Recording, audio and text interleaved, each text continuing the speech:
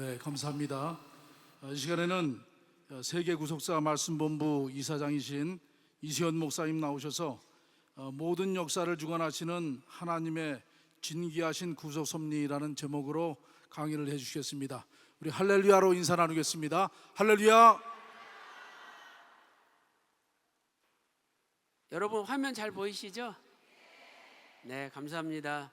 오늘 하나님의 은혜 가운데 우리 평강제일교회가 창립된 10월 27일에 이렇게 넓은 아름다운 곳에서 특별 구속사 세미나 할 수 있도록 인도하신 아버지께 감사드리고, 또 어려운 가운데 참석해 주신 많은 분들에게 진심으로 감사드립니다. 휘선 박윤식 원로 목사님께서는 구속사 시리즈를 유구한 역사 속에 세계 최초로 집필하셨는데, 그때 제가 원로 목사님 밑에서 소수처럼 심부름도 하고 또 타이핑도 쳐드리고 모든 책 발간하는 그 발행인으로서 일을 하였습니다. 그때 원로 목사님께서 저에게 하신 말씀이 있었습니다. 이 목사, 성경 66권 중에서 또 구약의 39권 가운데 가장 어려운 책이 레위기야. 이 레위기 전반부 제사와 정결 규례를 잘 연구하면 예수님 초림 때 오신 시기를 알 수 있어. 그래서 구속사 시리즈 12권 상은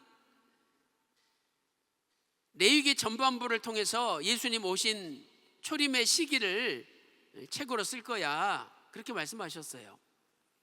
그리고 레위기의 후반부는 절기에 대한 내용이 기록되어 있는데, 이 절기를 잘 연구하면 예수님의 재림과 종말에 대한 하나님의 섭리를 알 수 있어.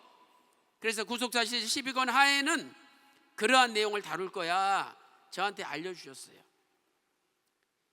그래서 이번에 우리 말씀 측에서도 원로 목사님께서 말씀하신 그 유지를 받들어 그대로 제사와 정결 규례를 통해서 초림하신 예수님께서 어떻게 오셨는지 그 내용을 원로 목사님 남기신 원고 그대로 조금도 변기하지 않고 그대로 편집을 해서 이번에 책으로 우리가 이미 출간했습니다.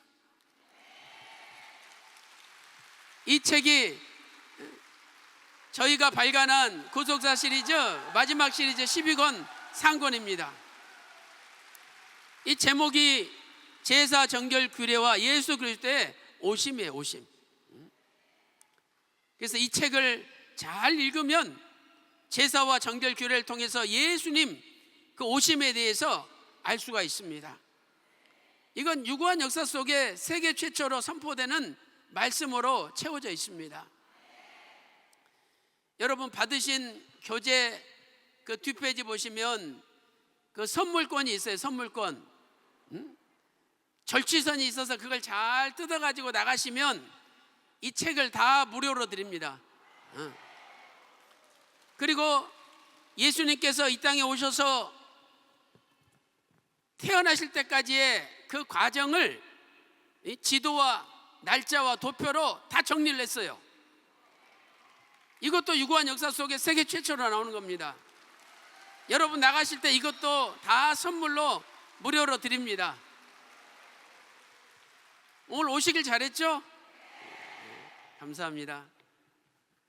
오늘 축하하기 위해서 우리 추천사를 써주신 민경배 박사님도 오시고 또 많은 내빈들이 참석하셨습니다. 너무너무 감사하고, 오늘 이 세미나를 통해서 여러분들이 귀를 기울이고 이 마음을 열고 들으시면 엄청난 하나님의 구속 섭리를 깨닫게 될 줄로 믿습니다. 자, 이제 세미나를 진행하도록 하겠습니다. 오늘 제목은 모든 역사를 주관하시는 하나님의 진귀하신 구속 섭리입니다. 첫째로 예수님은 모든 역사의 중심이시죠. 그래서 세상 사람들은 히스토리다, 역사를 히스토리라고 부릅니다. 이것은 우리 기독교의 관점에서 볼 때는 His story, 그의 이야기라는 거예요. 그분이 누굽니까? 예수님이죠. 예수님이 모든 구속사의 중심이십니다. 그래서 세계 역사는 곧 구속사고 예수님의 역사라는 것을 우리는 알 수 있습니다. 이 역사를 진행할 때 하나님의 섭리대로 진행이 됩니다. 그러면 섭리가 무엇입니까? 이것은 하나님의 구속사를 진행하시는 모든 활동들, 이 활동들을 섭리라고 하는 것이죠. 하나님께서 작정하신 목적을 달성하기 위하여 모든 것을 다스리시고 통치하시는 구체적이고 계속적인 활동들이 섭리가 되겠습니다. 영어로는 providence라 그러죠. 이 프로는 미리라는 뜻이고 vidence, 이것은 보다라는 뜻입니다. 미리 다 보시는 거예요. 하나님은 우리의 미래까지 미리 다 보시고 미리 알고 계시는 분이십니다. 그래서 히브리어 라는 미리 준비한다, 미리 보시고 미리 알기 때문에 필요한 것을 미리 준비하시는 분이 하나님이십니다. 창세기 22장 8절에 하나님께서 이삭 대신 바쳐질 번제물을 미리 준비하셨잖아요. 그래서 아브라함은 준비하시리라, 이때도 히브리어 라아라는 단어를 사용하고 있는 것이죠. 헬라어로는 프로노이아라고 합니다. 프로는 미리라는 뜻이고 노이아, 이것은 노에라는 단어에서 유래되었는데 노에오, 생각하다는 뜻이죠. 그래서 선견, 미리 생각하신다, 미리 보신다, 이런 뜻입니다. 하나님께서 미리 다 보시고 미리 아시고 미리 준비하시기 때문에 반드시 하나님께서 승리하시는 것이죠. 오늘 우리가 지금 어려운 일을 당하고 있지만, 그러나 미리 보시고 미리 아시고 미리 준비하시는 아버지께서 우리와 함께 하시기 때문에 우리는 반드시 승리하게 되어 있습니다. 사도행전 24장 3절에 선견, 이 단어가 헬라어로 프로노이아라는 단어를 사용하고 있습니다. 이런 하나님의 섭리는 진귀하죠. 자, 진귀가 무슨 뜻입니까? 보배롭고 값지고 귀하다. 얼마나 멋있는 말입니까? 진귀하다, 보배롭고 값지고 귀하다. 예수님께서 보배로우신 분이십니다. 그러므로 그 예수님을 모신 저와 여러분도 보배로운 존재라는 거예요. 베드로전서 2장 4절에 보배로운 산돌이신 예수님이시다. 베드로전서 2장 7절에 그 보배가 믿는 너희에게 보배가 된다는 거예요. 믿지 않으면 아무 소용없습니다. 예수님을 믿고 마음에 모시고 예수님을 의지할 때 그분이 진정한 보배가 되는 것입니다. 여러분, 우리는 보통 12월 25일이 예수님 태어나신 성탄절로 알고 지켜왔습니다. 그러나 원래 12월 25일은 로마 사람들이 태양신을 섬기던 날이에요. 그런데 로마에서 기독교가 공인된 다음에 진짜 태양은 예수님이지 않냐? 그래서 우리가 예수님 탄생일을 정확히 모르는데 12월 25일로 정해서 지키자, 이렇게 해서 대대로 지켜온 거예요. 그러나 성경을 볼 때 진짜 예수님 태어나신 날은 12월 25일이 아닙니다. 레위기서에 정결 규례가 나오는데 그 규례를 알면 예수님 태어나신 날도 알게 되어 있다. 성경에 다 기록되어 있는 거예요. 그래서 오늘 우리가 그 말씀을 유구한 역사 속에 세계 최초로 받고 깨닫게 되는 겁니다. 자, 첫째로 예수님과 헤롯 대왕과의 관계를 살펴보면, 예수님이 태어나실 때는 헤롯 대왕이 통치할 때입니다. 헤롯 대왕이 통치할 때 예수님이 태어나신 거예요. 그런데 헤롯 대왕이 주전 37년부터 4년까지, 주전 4년까지 통치했는데 도대체 몇 년에 예수님이 태어나셨는지 아리송하는 거죠. 그러나 성경의 정황을 자세히 공부하면 아주 신비롭게 예수님 태어나신 날을 찾아낼 수가 있는 겁니다. 마태복음 2장 1절 말씀 보세요. 자, 다 같이 읽어보겠습니다. 마태복음 2장 1절 시작. 헤롯 왕 때에 예수께서 유대 베들레헴에서 나심에, 저기 나오잖아요. 헤롯 왕 때에 예수님이 태어나셨다는 거예요. 그리고 얼마 있다가 헤롯 대왕이 죽었습니다. 그러니까 이걸 볼 때 예수님 태어나신 때는 헤롯 대왕의 말기라는 거죠. 얼마 있다가 죽었으니까. 그래서 예수님이 태어나니까 헤롯 대왕이 야, 내가 유대인의 왕인데 누가 또 유대인의 왕이 태어나? 2살 밑에 있는 남자아이들 다 죽여라. 2살 밑에 있는 애들을 다 죽이려는 거예요. 그래가지고 예수님께서 낳자마자 애굽으로 피신 간 겁니다.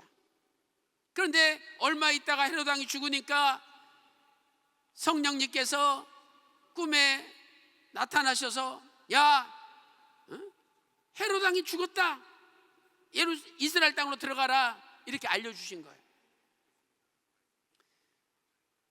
헤롯 왕이 죽자 애굽으로 피신해 있던 아기 예수님은 이스라엘 땅으로 들어오신 거죠.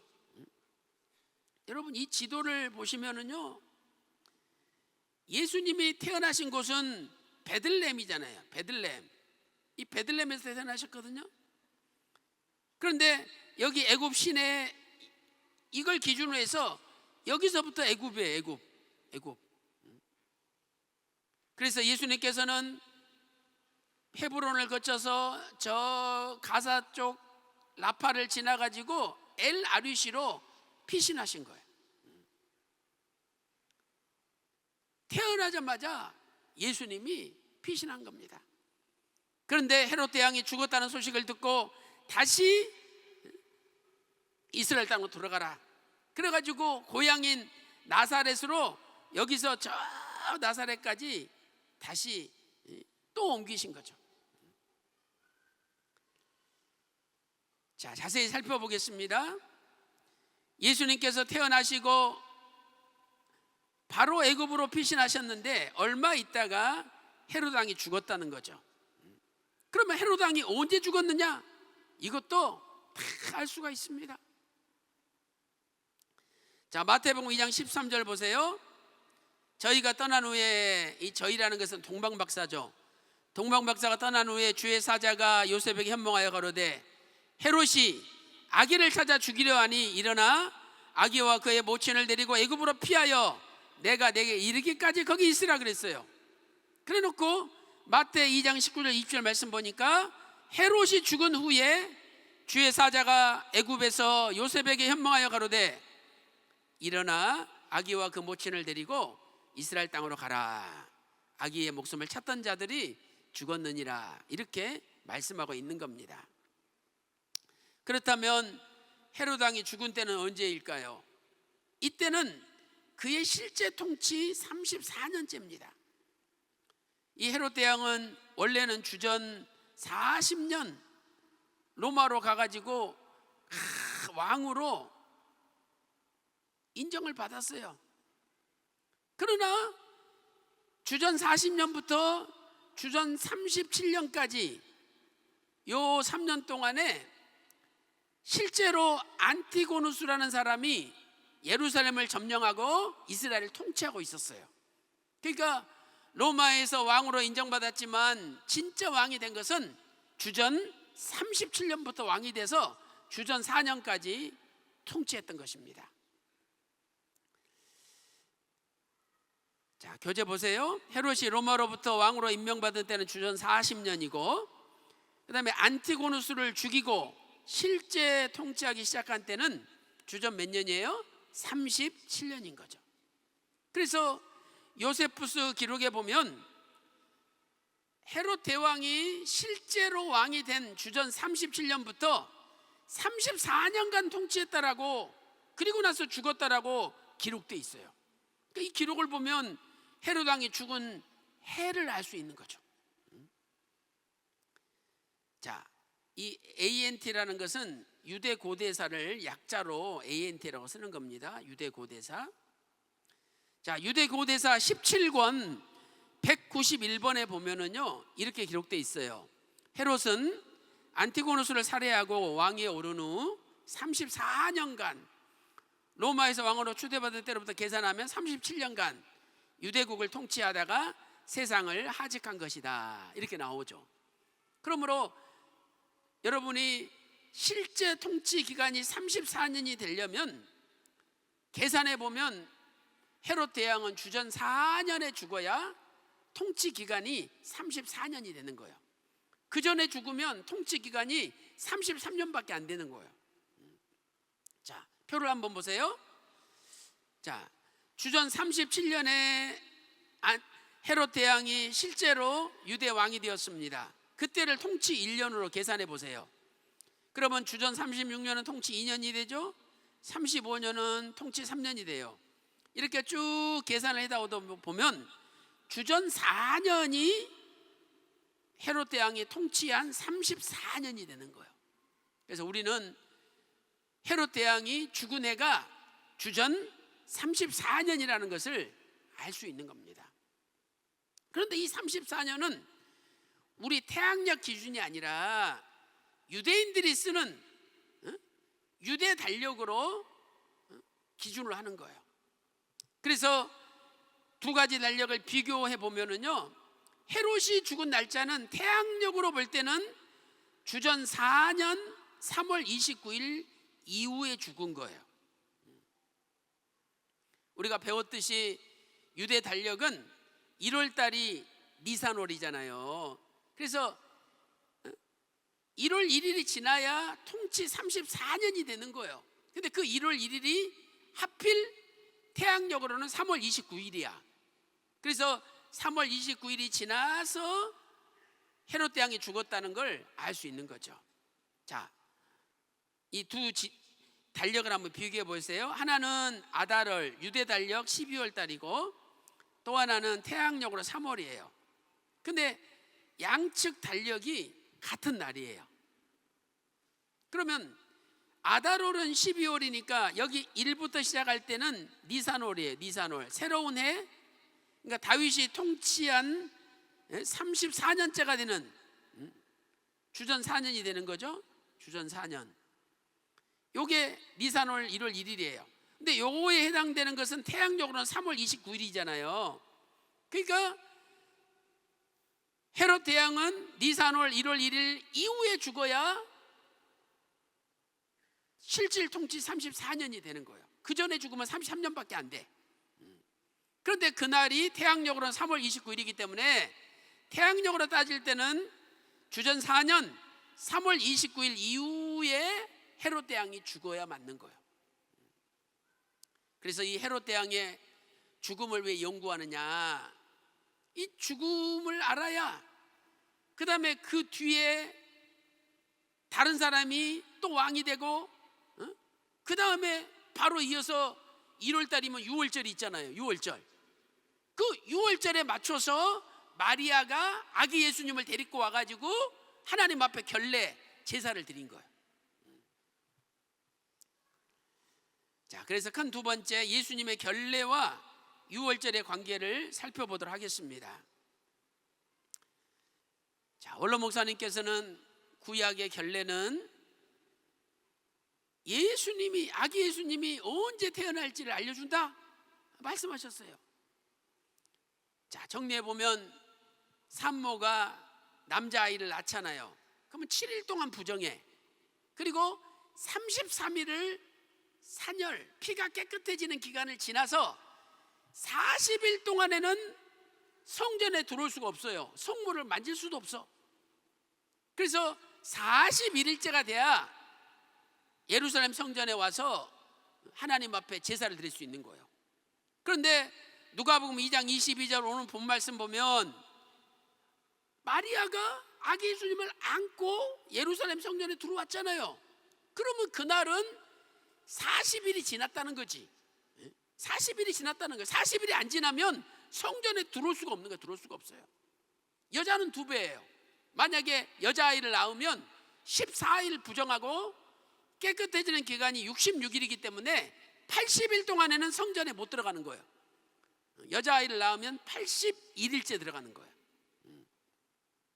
자, 남자아이를 낳은 경우를 보세요. 산모는 7일 동안 부정하고 산열이 깨끗해지는 기간 33일을 포함하여 총 40일 지나야 성물을 만지거나 성소에 들어갈 수가 있는 거죠. 자, 레위기 12장 2절부터 4절 말씀 보세요. 이스라엘 자손에게 고하여 이르라. 여인이 잉태하여 남자를 낳으면 그는 7일 동안 부정하리니 곧 경도할 때와 같이 부정할 것이며. 그러니까 이 여자들이 경도할 때는 피가 밖으로 새잖아요. 피는 생명이거든요. 그러니까 생명이 밖으로 빠지기 때문에 하나님은 부정하다고 생각하는 거예요. 그런데 애를 낳을 때도 피가 밖으로 빠지기 때문에 하나님은 그 기간을 부정하다고 보시는 거예요. 그 다음에 제8일은 할례를 행하죠. 그리고 4절 말씀 보세요. 그 여인은 오히려 33일을 지나야 산열이 깨끗하리니 정결케 되는 기간이 차기 전에는 성물을 만지지도 말고 성소에 들어가지도 말지니라, 이렇게 말씀하고 있는 거예요. 그 다음에 여자는 14일 동안 부정하죠. 그리고 산열이 깨끗해지는 기간 66일을 포함하여 총 80일이 지나야 성물을 만지거나 성소에 들어갈 수 있는 거죠. 그 말씀이 레위기서 12장 5절과 5절에 기록되어 있죠. 여자를 낳으면 그는 27일, 7일이 2번 있다는 거예요. 2번. 그러니까 14일이죠. 27일 동안 부정하리니 경도할 때 같이 부정할 것이며 산열이 깨끗해지는 기간은 66일을 지나야 하리라, 이렇게 말씀하고 있습니다. 그리고 이 정결케 되는 기간이 차면 이제 41일째 성전에 올라와서 번제와 속죄제를 드려야 되는 거예요. 근데 이 번제와 속죄를 드릴 때 가난한 사람은 산비둘기나 집 비둘기 새끼 둘을 가져다가 바치는 거예요. 그런데 마리아나 요셉은 가난했기 때문에 비둘기를 바친 거예요. 레위기 12장 6절에서 8절에 기록되어 있는 거죠. 8절에 있잖아요. 그 여인의 힘이 어린 양에 미치지 못하거든. 그러니까 양을 바칠 돈이 없어. 양을 바칠 재력이 안 돼. 그러면 산비둘기 둘이나 집비둘기 새끼 둘을 가져다가 하나는 번제로, 하나는 속죄 제물로 하나님께 바쳐야 된다는 거예요. 그러니까 여러분, 자, 저 보세요. 예수님이 언제 태어나셨느냐? 아기 예수님을 데리고 마리아가 결례를 드린 날을 알면 그날이 예수님 태어난 지 41일째 되는 날이야. 그러니까 그날부터 거꾸로 40일을 뒤로 가면은 예수님 태어나신 날이 나오는 거예요. 얼마나 간단해. 근데 그 비밀을 레위기서 12장을 읽으면서도 아무도 몰랐던 거예요. 그냥 40일 지나야 되는지 80일 지나야 되는지 이것만 알았지 거기서 예수님을 발견하지 못한 거예요. 그래서 지난번에 제가 구미에서 우리나라 제일 큰 교단 목사님들, 장로님들 모아놓고 세미나를 하는데 식사 시간에 목사님 한 분이 내 앞에 앉았어요. 그분이 한 300명 넘는 큰 교회를 70세 되도록 목회하시고 성공적으로 목회하셨어. 그리고 노회장도 지내시고, 그 다음에 우리나라 제일 유명한 신학교 이사도 지내시고 유명한 분이에요. 근데 그분이 그러는 거야. 자기는 요한복음 5장 39절에 예수님이 모든 성경이 나를 증거한다고 그랬을 때, 아유, 구약 성경에 도대체 어디에 예수님이 나오냐 그랬대. 근데 그날 광야 노정에 나타난 예수 그리스도를 공부하는데 광야 노정마다 예수님이 다 나타나는 거야. 자기가 세미나를 들으면서 막 눈을 비볐대. 이게 꿈인가 생신가? 세상에 자기는 73년 동안 목회를 헛것을 했다는 거야. 그러면서 이제서 성경을 구속사구로 보는 게 무엇인지를 깨닫게 됐다. 눈물을 흘려, 눈물을. 또 레위기 12장에도 예수님이 태어나시는 날짜가 이미 거기 기록되어 있잖아요. 그래서 성경을 예수님 중심으로 읽어야 깨달을 수가 있는 거야. 마리아는 아기 예수님 결례를 위하여 41일째에 예루살렘에 올라갔습니다. 자, 누가복음 2장 22절 말씀 보세요. 모세 법대로 결례의 날이 참회, 그랬죠. 참회. 이 참회가 중요한 거예요. 참회. 딱 차고 그 다음에 41일째 올라갔다는 거예요. 이 참회를 모르면 아무 소용이 없는 거예요. 그래서 아기를 데리고 예루살렘에 올라갔다는 거예요. 이때는요 6월절 절기 때, 6월절 절기. 왜? 분명히 1월 1일 이후에 헤로당이 죽어야 되는데 1월 14일이 6월절이잖아요. 그러니까 헤로당이 죽은 다음에 첫 번째로 맞이하는 절기는 6월절이라는 게 6월절. 자, 헤로당은 유대력 니산월 1일 이후에 죽었는데 니산월 14일은 6월절 절기예요. 그래서 아기 예수님을 결례로 드리려고, 마리아가 결례를 행하려고 아기 예수님을 헌신 예배로, 장자니까 하나님 앞에 헌신하는 헌신 예로 드리려고 예루살렘 올라갔더니 사람이 구름대같이 모여 있는 거예요. 왜? 하필 그때가 6월절이었어. 그래서 아기 예수님을 하나님 앞에 장자로 헌신하는 그날, 마리아가 41일 때 돼서 결례를 행하는 그날이 하필 6월절이야. 그럼 뭐예요? 예수님이 만인간의 죄를 걸머지시고 우리를 구속하시는 어린 양이시라는 거지. 그래서 요한복음 1장 29절이나 고린도전서 5장 7절에 예수님께서 6월절 양으로 이 땅에 오셨다라고 말씀하고 있는 거예요. 자, 누가복음 2장 38절 말씀 보세요. 마침 이때에 나와서 하나님께 감사하고 예루살렘의 구속됨을 바라는 모든 사람에게 이 아기에 대하여 말하니라. 예루살렘 성전에 올라갔는데 아기 예수님 데리고 마침 그때에 예루살렘의 구속을 바라는 많은 사람들이 모여 있는 거야. 이 구속은 6월절을 가리키는 거예요. 6월절. 6월절은 애굽에서 구속된 것을 기념하는 절기예요. 그래서 요때가 6월절 무렵이구나. 예수님, 아기 예수님을 지금 장자로 바치고 마리아의 결례를 행하는 그때가 6월절이었구나. 이 성경이 가르쳐 주잖아요. 성경이. 그래서 유대 고대사 17권 213, 214번에서 이렇게 말씀하고 있죠. 그 무렵은 뭐예요? 헤로당이 죽은 무렵이에요. 지금 헤로당이 죽은 다음에 축제 기간 동안 모인 무리들에게 무교병을 주는 것이 유대인들의 고대 풍습인 축제 기간이 다가왔다. 이 축제 절기를 6월절이라 하였는데, 그러니까 요세푸스라는 역사학자도 헤롯 대왕이 죽은 다음에 맞이한 절기가 6월절이라고 지금 기록하고 있잖아요. 그것은 유대인들이 출애굽한 것을 기념하는 절기이다. 그들은 기쁘게 그 절기를 보냈으며 다른 어떤 절기보다도 더 많은 희생자를 드리고 전국 각지에서 심지어는 외국에 있는 유대인들까지 한 자리에 모여 하나님께 경배하는 것이 그들의 관습이었다. 이렇게 말씀하고 있는 거죠. 그래서 누가복음 2장 38절에 구속이라는 단어는 유월절 절기와 관련된 단어예요.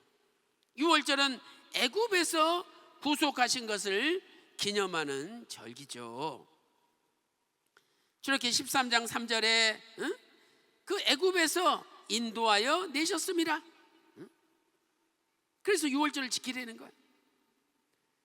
이 구속은 헬라어로는 리트로시스, 히브리어로는 파다. 그런데 이 단어는 애굽에서의 구속, 유월절을 가리키는 거예요.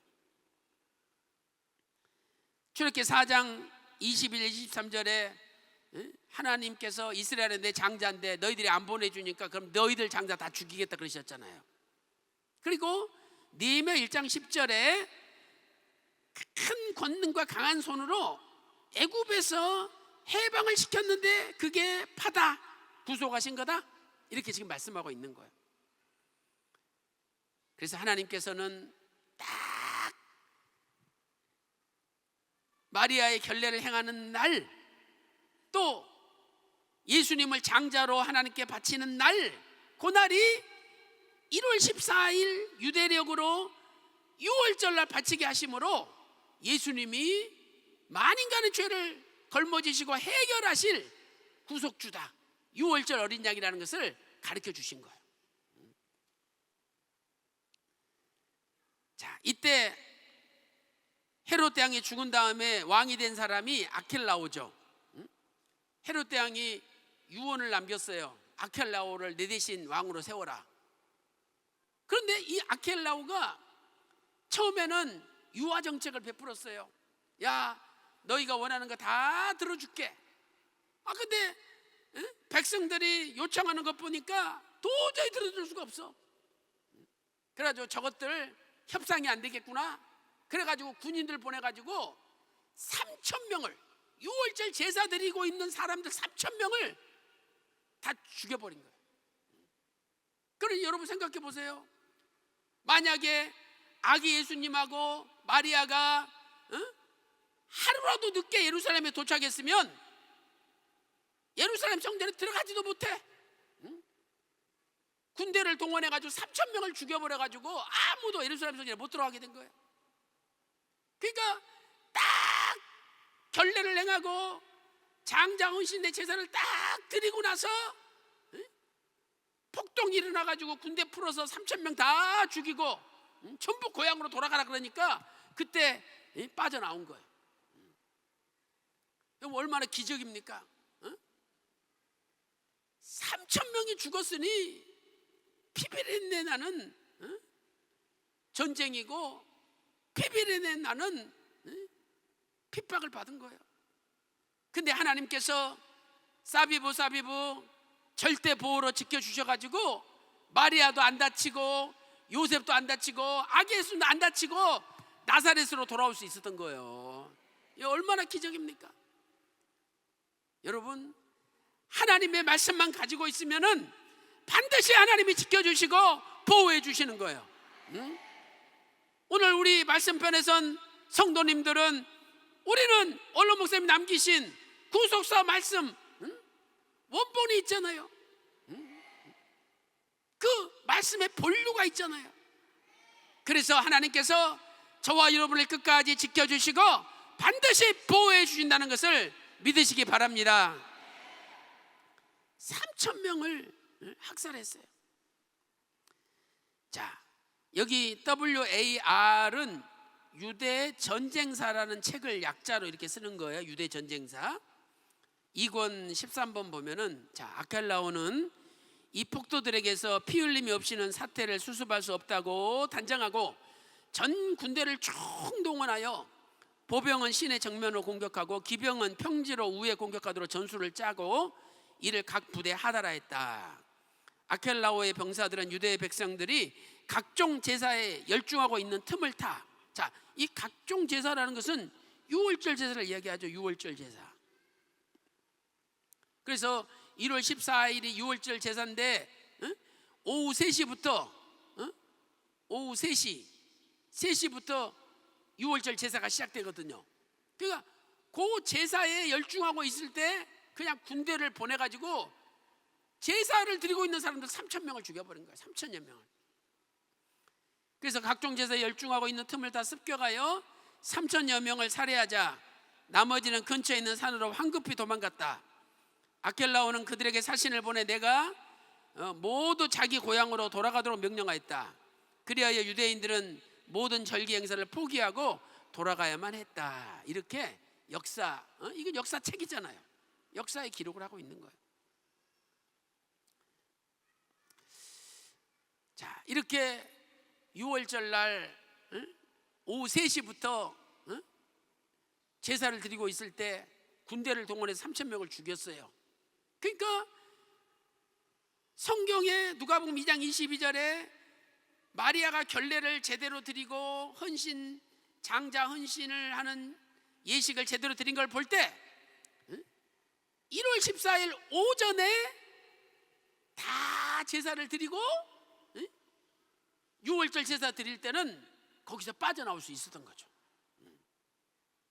그러면 주전 4년 6월절은 유대력으로는 1월 14일이죠. 태양력으로는 4월 11일이에요. 4월 11일.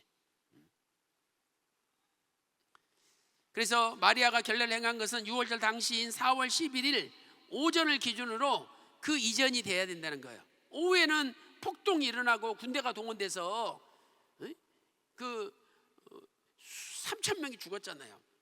그러니까 군대가 동원되기 전에, 폭동이 일어나기 전에 오전에 다 했다는 걸 알 수 있는 거죠. 4월 11일 오후에 시작된 6월절 제사 이후로는 예루살렘에서 제사를 드릴 수 없는 상황이 되고 말았던 거죠. 그래서 두 가지 유대인의 달력과 태양력을 비교해 보면은요, 요 1월 14일이 6월절인데 거기에 해당되는 태양력은 4월 11일이 되는 거죠. 그래서 태양력으로는 4월 11일 오전에 결례를 행한 거예요. 또 유대력으로는 1월 14일 6월절 오전에 결례를 행한 거죠. 그러면 요 날부터 뒤로 40일을 거슬러 올라가면 예수님 태어나신 날이 나오는 거예요. 얼마나 멋있습니까? 그래서 결례의 날이 찼다 그러죠. 찼다. 그러니까 지금 아기 예수님을 죽인다 그래가지고 애굽으로 피신해 와 있어요. 그런데 결례를 41일째 되면 이스라엘 예루살렘 가서 해야 될 거 아니에요. 근데 애굽으로 피신해 와 있는데 어떻게 들어가? 이스라엘 땅에 못 들어가지. 그러니까 하나님이 계산하신 거야. 아니 저놈의 헤롯 대왕 저놈이 죽어야지 마리아하고 요셉이 아기 예수님 안고 예루살렘에 갈 수가 있는데 저놈이 죽어야 되는데 안 죽어. 그래서 하나님이 계산하신 거야. 결례 날이 딱 차려면 오늘 죽어야 되겠구나. 이 새끼 안 죽고 뭐해? 그래가지고 4월 1일 날 새벽에 헤롯 대왕을 갑자기 죽여버린 거야 하나님이. 그러니까 사람 죽이는 것도 하나님 다 손 안에 있는 거예요. 지가 아무리 기고만장해봤자 하나님이 치시면 끝이야 끝. 근데 하나님이 내버려둬. 야, 저렇게 악을 행하는데 왜 하나님이 내버려 두시나? 저렇게 악을 행하는데 저렇게 잘만 사냐? 웃기지 말라 그래. 하나님은 때가 찰 때까지 기다리시는 거예요.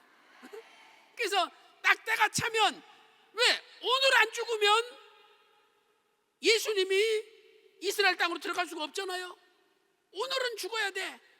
너 이제 끝이다. 그래가지고 4월 1일 새벽에 치셔서 헤롯 왕을 갑자기 죽이신 거예요. 자, 보세요. 나사렛으로 돌아오죠. 헤롯 왕이 죽은 다음에. 그 다음에 나사렛에서 예루살렘까지 가야 돼. 그 시간을 하나님이 다 계산해 가지고 하나님은 여기에 맞춰서 헤롯 왕을 죽이신 거예요. 그래서 여러분 이 지도를 보세요. 참 오묘합니다. 자, 여기 한번 보세요. 지금 베들레헴에서 예수님이 태어나셨잖아요. 근데 이때 어디 사셨느냐? 쭉 올라가면 나사렛에 사셨어. 나사렛에. 그러니 나사렛에서 배가 이렇게 나온 만삭된 산모 마리아를 끌고 요셉이 걸어서 144km를 걸어가지고 나사렛에서 베들레헴까지 오신 거예요. 그러니까 요 나사렛에서 베들레헴까지 이렇게 오셨잖아요. 근데 태어나자마자 헤롯 왕이 2살 밑에 있는 애들 다 죽이려는 거야. 예수님 피덩어리야, 피덩어리. 아직 마리아는 애 낳고 제대로 몸도 추스리지 못했어. 근데 그 피덩어리 예수를 안고 아직 피도 다 마르지 않은 마리아가 그 밤에 요셉이랑 도망을 친 거야, 애굽으로. 그게 175km, 175km. 여러분 보고 애 낳자마자 야 이년아 일어나, 빨리 도망가야 돼. 여러분 일어나서 도망가겠습니까? 핏덩어리를 안고 그 막 애를 낳은 산모가 피를 흘리면서 애굽으로 도망간 거예요. 그래서 이 베들레헴에서 175km 저 애굽 엘 아리시까지 175m. 여기가 국경 아닙니까? 그런데 헤롯 대왕이 죽어야 결례를 행하러 예루살렘으로 다시 가지. 그래가지고 야 아기 예수를 잡아 죽이려는 자들이 죽었다. 그러니 이스라엘 땅으로 들어가라. 그래가지고 다시 이렇게 이스라엘 땅으로 들어오는 거예요. 들어오는데 아켈라오가 왕이 됐는데 이놈이 헤롯 대왕보다 더 지독하다는 거야. 야, 바로 예루살렘 갔다가는 또 죽겠구나. 그래서 여기서 예루살렘으로 바로 가지 않으시고 해변길을 따라서 쭉 위로 올라가셔가지고 다시 나사렛으로 간 거예요. 나사렛으로. 그리고 나사렛에서 기다리고 있다가 딱 결례 날 41일째 맞춰가지고 여기서 예루살렘으로, 이렇게 예루살렘으로 결례를 행하러 내려오신 거예요.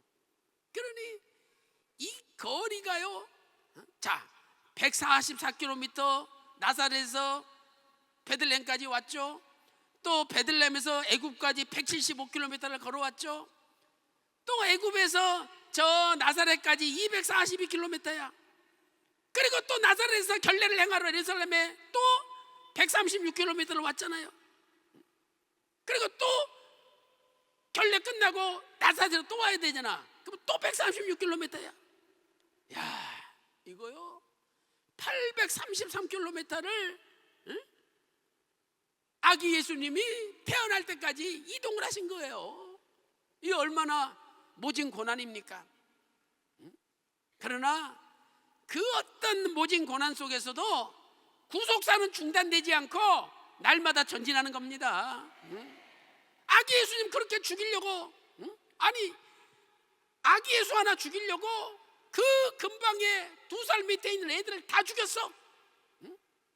아니 이 세상에 애가 태어났다고 그 근방에 있는 나머지 2살 밑에 있는 애들을 다 죽이는 역사가 있습니까? 이것만 봐도 예수님이 보통 사람이 아니잖아요.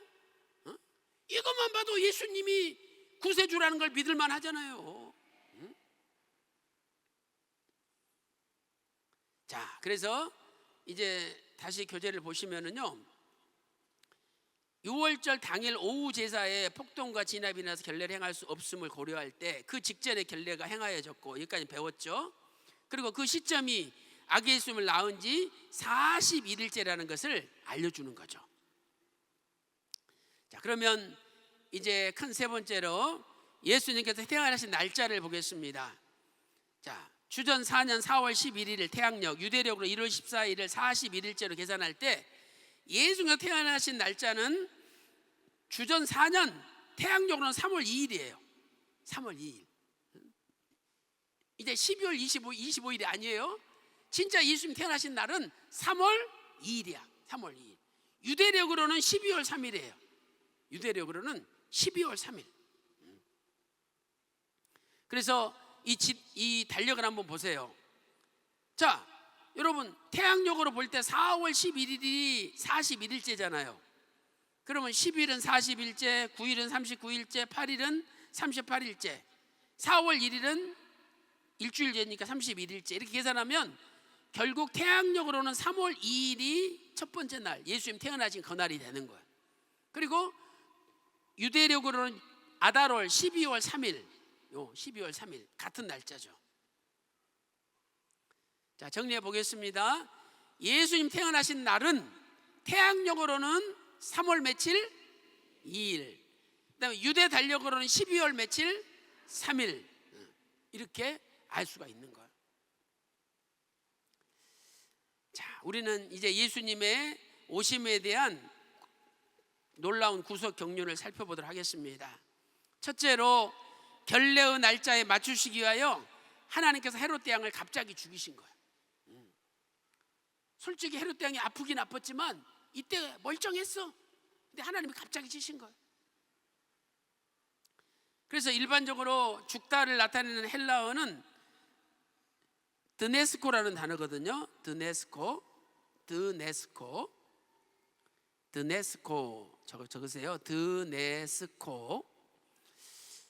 그래서 마태복음 2장 20절에 아기의 목숨을 찾던 자들이 죽었느니라 그랬을 때 드네스코라는 단어를 쓰고 있어요.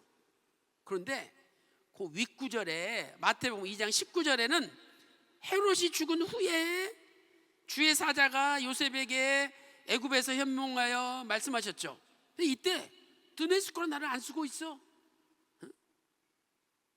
오히려 텔류타오라는 단어를 쓰고 있어요. 헬라어로 텔류타오. 이 텔류타오는요, 하나님의 때가 차서 하나님이 죽였다는 의미가 들어있는 거예요.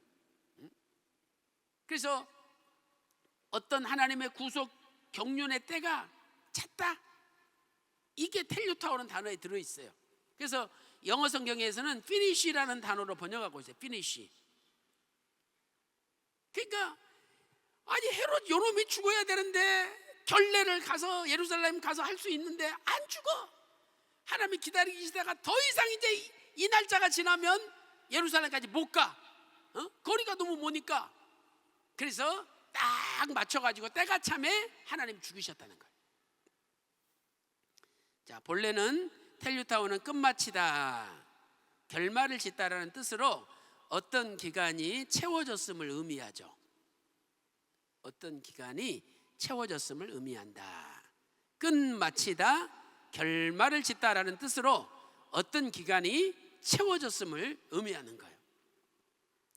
자, 헤롯이 죽은 날은 태양력으로 주전 4년 4월 1일이에요. 왜? 4월 1일 이후에 죽으면은요, 지정학적으로 도저히 41일째 가서 결례를 행할 수 없어. 딱 그날이 4월 1일이에요. 그러니까 아까 우리가 3월 29일 이후에 죽어야 된다 그랬잖아요. 그러니까 하나님이 한 해가 넘어간 다음에 3일 있다가 죽이신 거예요. 자, 한번 계산해 볼까요? 자, 애굽에서 나사렛까지는 242km. 그럼 보통 성인이 하루에 40km를 걸을 수 있어요. 40km를. 그래서 이 동방 박사가 황금과 유황과 몰약을 받았잖아요. 그러니까 이제 조금 돈이 있어. 그래서 나귀를 사가지고 나귀에다가 태워가지고 옮기면은 요셉 걸음에 맞출 수가 있는 거예요. 그래서 하루에 보통 40km를 가는데 242km면은 6일 걸어야 돼. 6일. 그래서 이 4월 1일 날 새벽에 하나님이 헤롯 왕을 죽이신 거예요. 그러면 4월 1일 날 하루 종일 걸을 수 있잖아요. 그다음에 2일 걷고 3일 걷고 4일 걷고 5일 걷고 6일 걸으면 4월 6일 저녁에 나사렛에 도착하는 거예요. 근데 딱 그 다음 날이 안식일이야. 참 신기하지. 유대인들은 안식일 날은 걸을 수가 없어. 응? 어디를 여행을 못 가는 거예요. 그러니까 안식일 날은 아무 데도 안 가고 결례를, 아기 예수님을 장자로 드리는 예식을 다 준비하고, 집비둘기 새끼 준비하고 제사 드릴 준비를 다 한 거예요. 4월 7일 날. 그리고 4월 8일 날 나사렛을 출발해. 그럼 나사렛에서 예루살렘까지는 136km거든요. 이것도 빨리 걸어야 3일 걸을 수 있어요. 3일. 그러니까 4월 8일 날 출발해서 4월 9일 하루 종일 걷고 4월 10일 저녁 늦게 예루살렘에 도착하는 거예요. 그리고 나서 4월 11일이 6월절인데 요날 오전에 결례를 행하고 오후에 폭동이 일어나고 3,000명이 죽고 이래가지고 6월절 제사 드릴 수 없으니까 나사렛으로 다시 돌아온 거예요. 그러니까 하루라도 늦게 헤롯 왕이 죽으면 결례를 맞출 수 있어요, 없어요? 못 맞추는 거야. 그래서 4월 1일이 헤롯 왕이 죽어야 되는 날이에요. 죽어야 되는 날이야. 그래서 위에서 살펴본 것 같이 헤롯 왕이 태양력으로 4년 3월 29일 이후에 죽어야 된다. 요세푸스 기록과 일치하는 거죠. 왜? 3월 29일 이후에 죽어야 되는데 4월 1일 날 죽었으니까 딱 그 역사 기록하고 맞잖아요. 그래서 하나님은요, 인간의 생사화복을 주관하시는 분이라는 거. 사무엘상 2장 6절 7절에 여호와는 죽이기도 하시고 살리기도 하시며 음부에 내리기도 하시고 올리기도 하시는도다. 여호와는 가난하게도 하시고 부하게도 하시며 낮추기도 하고 높이기도 하시는도다. 그래서 하나님께 다 맡기면 하나님이 알아서 다 해주신다는 거예요. 시편 55편 23절에 피를 흘리게 하고 남을 속이는 자들은 생명의 반도 못 산다고 말씀하고 있죠. 그래서 시편 1편 6절에 의인의 길은 하나님께서 인정하시나 악인의 길은 망한다는 거예요. 자, 그러면 여러분 보세요. 우리는 예수님이 성령으로 잉태돼 가지고 마리아 뱃속에서 태어나셨어. 응애 이렇게 태어나셨어. 그러면 이제 그날이 예수님 탄생하신 날로 알고 있잖아요. 근데 실은 그 전에 280일 전에 성령으로 잉태가 되셔서 이 땅에 오신 거 아니에요.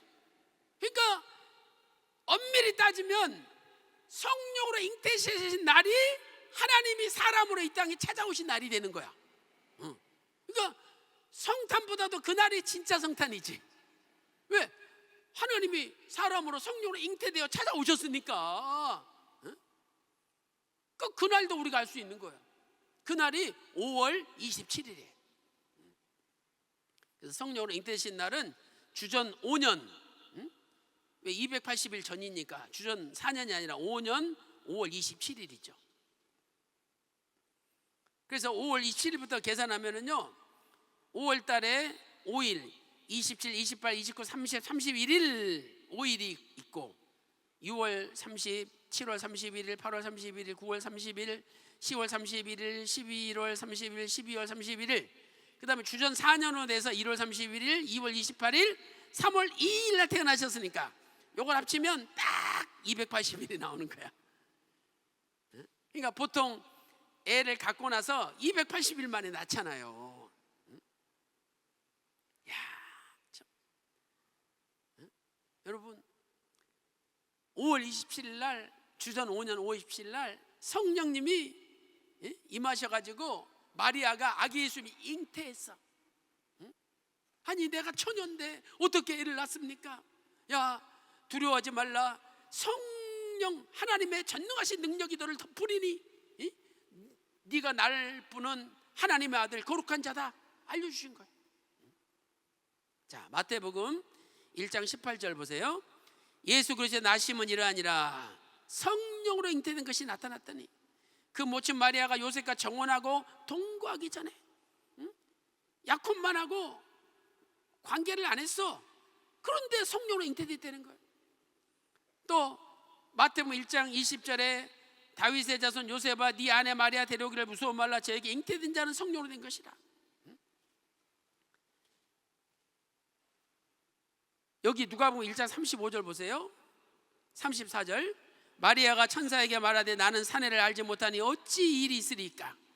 천사가 대답하여 가로되 성령이 내게 임하시고 지극히 높으신 이 능력이 너를 덮으시리니 이름으로 나실 바 거룩한 자는 하나님의 아들이라 일컬으리라. 그래가지고 성령으로 잉태가 되셨어. 그런데 점점 마리아의 배가 불러오는 거야. 불러올 거 아니에요. 어떡하지? 어떡하지?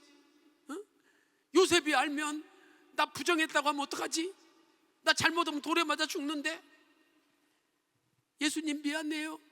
그냥 끈으로 배를 꽉, 임신 안 된 것처럼 보여야 되니까 배를 꽉 쥐었자는 거예요. 예수님이 아파요 엄마 아파요. 예수님 좀만 참으세요. 어쩔 수 없잖아요. 그런데 묶는 것도 한도가 있지. 배가 남산같이 나오는데 어떻게 묶어 이제. 결국은 요셉이 안 거예요. 아니 나는 손댄 적도 없는데 어떻게 애가 생겼어. 그 요셉은 의로운 사람이라 뭔가 이유 곡절이 있겠지 이러고 끊으려고 그래서 가만히. 근데 꿈에 주의 사자가 현몽하여 가로되 야 요셉아 마리아 데려오기를 두려워하지 말라. 이건 성령으로 잉태된 거다. 야 요셉도 대단하잖아요. 그 말을 믿었잖아. 믿었어. 어휴 내가 꿈을 잘못 꿨나. 에이 어떻게 성령으로 잉태돼. 말이 안 되지. 그러면은 아기 예수님이 버림받는 거야. 버림받아. 만약에 요셉이 한마디라도 나는 손도 안 댔다고. 아니 왜 마리아가 배가 불러와? 손 댔어? 아니야 손 안 댔어 나. 한마디 했다가는 돌에 맞아 죽는 거야 마리아가. 그럼 마리아만 죽나요? 예수님도 죽을 거 아니야. 그래서 마리아가 이 처녀인데 요셉이 나이가 많잖아요. 예수님 12살 때 요셉이 나타났던 같이 예루살렘에 올라갔는데 그 외에는 성경이 안 나오잖아. 마리아는 나오는데 왜? 일찍 죽은 거야 요셉이. 나이 많아가지고. 그러면 젊은 처녀가 어떻게 늙은 사람이랑 결혼해? 젊은 놈들 찾는데 아무도 믿어줄 사람이 없는데 요셉은 하나님 보실 때 믿어줘. 그래서 늙은 사람 가운데서 요셉을 찾은 거예요. 이러한 하나님의 그 피눈물의 역사를 우리가 알아야죠. 그 마리아가 그냥 배가 불러오는데 끈으로 그냥 착 동여매고 배가 들어간 것처럼 이러고 다니잖아. 그 예수님이 얼마나 아프실까. 여러분들 누가 뭐 이렇게 죄고 계속 다니라 그래봐. 얼마나 힘들어. 예수님은 하나님의 사람으로 이 땅에 오신 순간부터 옥죄임을 당하고 고통을 받으셨다는 거예요. 여러분 한 번이라도 그거 생각해 봤습니까? 그래서 우리가 지금 당하는 고난은요 아무것도 아니야. 아무것도 아니야. 우리는 어른이잖아. 그래도 뱃속에 이제 막 생성된 애가 이렇게 꽁꽁 묶였을 때 얼마나 숨쉬기 힘들고 얼마나 활동하기 힘들었겠어요. 그래서 우리가 오늘 이러한 예수님의 사정을 조금이라도 헤아릴 때 바로 그 순간이 우리가 복을 받는 순간이에요. 하나님의 속사정을 알아줄 때 하나님 얼마나 기뻐하시겠습니까? 그런데요 그 5월 27일이 무슨 날인지 아십니까? 성령으로 잉태되신 날이 무슨 날이에요? 무슨 날? 자, 교재 보도록 하겠습니다. 태양력 주전 5월 27일은요 유대력으로 이야르월 2월 20일이에요 2월 20일.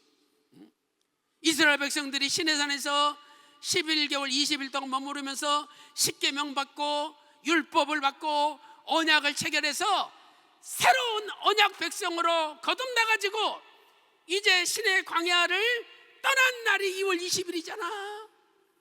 그러니까 우리가 성령으로 예수님을 모실 때 우리의 언약 백성으로서의 새로운 삶이 시작되는 거예요. 예수님 모시지 않으면 전부 가짜고 예수님 모시지 않으면 다 더럽고 추악하고 옛날 삶이에요. 그러나 예수님만 모시기만 하면 우리가 언약 백성으로서 새로운 삶이 시작되는 겁니다. 자, 태양력 5월 27일 주전 5년이죠. 그때 유대 달력으로는 2월 20일 이날은 시내 광야에서 언약 백성이 된 다음에 출발한 날입니다. 새로운 백성으로 출발한 날.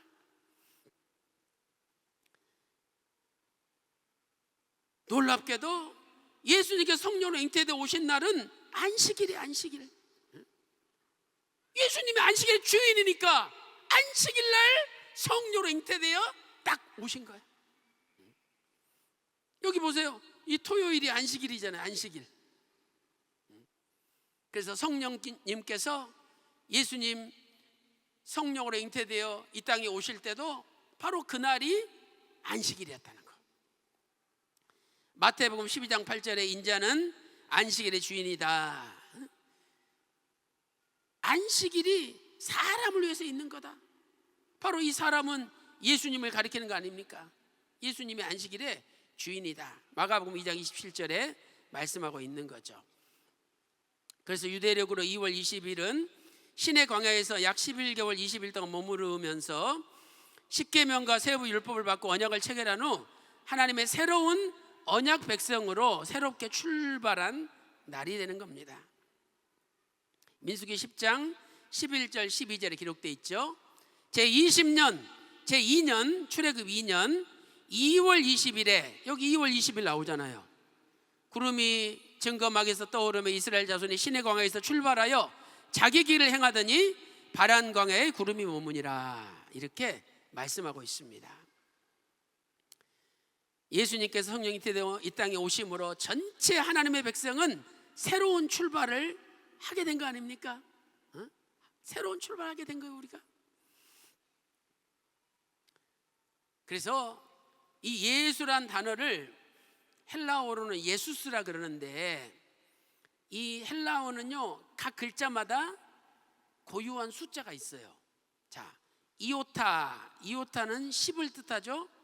그 다음에 에타 8, 그 다음에 여기 시그마는 200을 뜻해요. 시그마. 그 다음에 오미크론은 70. 그 다음에 윕실론은 400을 뜻하죠. 그 다음에 이 시그마가 문장 맨 뒤에 올 때는 이렇게 쓰거든요. 그러니까 요 마지막에 이것도 시그마예요. 그래서 시그마는 이것은 똑같이 200을 뜻하죠. 그래서 예수를 가리키는 헬라어 숫자를 다 합치면은 888이야. 8일째 예수님 부활하셨고 8일 만에 할례 받고, 그래서 8은 새로운 창조의 숫자잖아요. 그래서 우리의 마음과 또 우리의 영혼, 우리의 몸, 이 육체가 다 전부 새로워져야 돼. 그래서 우리가 888 우리의 몸과 마음과 우리의 영이 다 새롭게 바뀌어야 되는 거예요. 그런데 예수님 안에 들어가기만 하면 새로운 피조물이 되는 거예요. 고린도후서 5장 17절 다 같이 읽어보겠습니다. 시작. 그런즉 누구든지 그리스도 안에 있으면 새로운 피조물이라. 이전 것은 지나갔으니 보라 새 것이 되었도다. 아멘. 그래서 오늘 우리가 과거에 어떤 삶을 살았다 할지라도 우리 마음이 성령으로 새로워지면 우리의 영혼도 새로워지고 또 우리의 영도 새로워지고, 그래서 우리는 새로운 피조물로서 다시 하나님이 기뻐하시는 믿음의 삶을 살 수가 있는 겁니다. 자, 마음을 새롭게 함으로 변화를 받게 되죠. 에베소서 4장 24절에 23절에 오직 심령으로 새롭게 되어 24절 새 사람을 입으라. 그런데 로마서 12장 2절 말씀 보면 오직 마음을 새롭게 함으로 변화를 받는다. 근데 마음은 어떻게 새로워지느냐? 여러분 세상에서도 그런 말 있잖아요. 사람이 마음 먹게 달렸다고. 마음 먹게 달렸다고. 여러분이 나 같은 년은 죽어야 돼. 나 같은 놈은 죽어야 돼, 이렇게 생각하지 마세요. 야, 내가 아무리 더럽고 추악하고 못되고 악하다 할지라도 예수님이 내 안에 들어오시기만 하면 새로운 피조물로 새로운 삶이 시작된다. 그래서 다시 예수님을 마음에 깊이 모시고 붙잡으면 오늘부터 마음이 새로워지고 영혼이 새로워지고 이 몸도 새로워지고, 그래서 우리의 인생이 행복한 인생으로 바뀌는 거예요. 잠언 17장 22절에 기록되어 있잖아요. 마음의 즐거움은 양약이 된대, 보약이 된대. 그러나 마음의 근심은 뼈를 마르게 한다는 거예요. 죽는다는 거예요. 공동번역에 보면 마음이 즐거우면 앓던 병도 다 낫는다, 이렇게 돼 있어요. 그래서 오늘 성령으로 여러분의 마음이 변화를 받아 여러분의 몸이 건강해지고 영도 새로워지고, 그래서 남은 생에 하나님 기뻐하시는 인생이 되시기를 소망합니다. 다섯 번째로 성령님께서 우리를 새롭게 하시죠. 디도서 3장 5절에 성령의 새롭게 하심으로 우리가 변화된다, 이렇게 말씀하고 있습니다. 오늘 또 성령님께서 예수의 십자가의 피로 우리를 새롭게 하시고, 이제 오늘부터 새 마음 가지고 새 결심 가지고 아버지 뜻을 위해서 헌신하는 여러분들 다 되시기를 주님의 이름으로 축원합니다. 지금도 살아계셔서 만인간의 생사복과 전 우주의 구속사를 주관하시는 아버지 하나님, 오늘 교회가 창립된 10월 27일 평강의 날 기념 특별 구속사 세미나로 모이게 하여 주셔서 진심으로 감사드립니다. 아버지 하나님, 구속사 시리즈 마지막 12권 상권을 발간하여 주시고 우리 손안에 이렇게 지어주시니 진심으로 감사드립니다. 아버지 하나님, 오늘 이 땅에 말씀이 육신이 되어 성령으로 잉태되어 오신 날을 저희들이 깨닫게 하여 주시고, 또한 그때부터 시작된 예수 그리스도의 십자가에 피 맺힌 고난의 시간을 깨달을 수 있도록 인도하여 주시니 감사드립니다. 아버지 하나님, 오늘이 우리 각자 한 사람 한 사람 가정에 성령님의 임재로 새로워지는 날이 되게 하여 주시옵소서. 우리의 마음을 변화시켜 주시고 우리의 생각을 변화시켜 주시고 우리의 영이 오직 아버지 생각으로 충만케 하여 주시옵소서. 오늘 또 몸이 아파 고통당하는 분들이 많이 있습니다. 이 시간에 믿음으로 아픈 곳에 오른손을 얹고 기도할 때 나의 오른손이 아니라 주님의 십자가 마르지 않는 피 묻은 손으로 친히 안수하여 주시옵소서. 이 시간에 예수 그리스도 이름으로 명하노니 모든 병마야 물러갈지어다. 온몸이 깨끗이 나을지어다. 모든 것을 감사드리옵고 모든 영광을 아버지께 돌리옵고 사랑이 많으신 우리 구주 예수님의 이름으로 간절히 기도 올리옵나이다. 아멘.